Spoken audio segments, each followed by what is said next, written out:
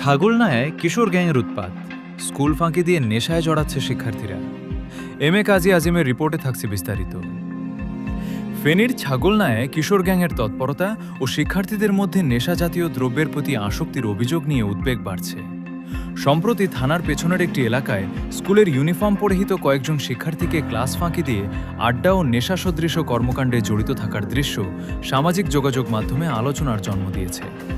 স্থানীয় সচেতন মহলের অভিযোগ, অভিভাবকদের অসচেতনতা, সামাজিক মূল্যবোধের অবক্ষয় এবং শিক্ষা প্রতিষ্ঠানের পর্যাপ্ত নজরদারির অভাবে এক শ্রেণীর কিশোর বিপদগামী হয়ে পড়ছে।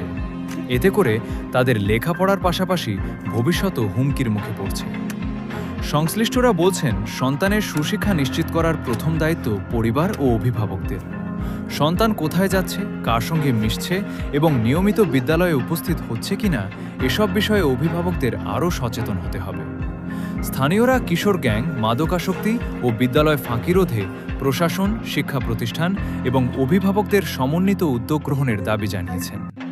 এ বিষয়ে সংশ্লিষ্ট কর্তৃপক্ষের নজরদারি ও কার্যকর পদক্ষেপ কামনা করেছেন সচেতন নাগরিকরা।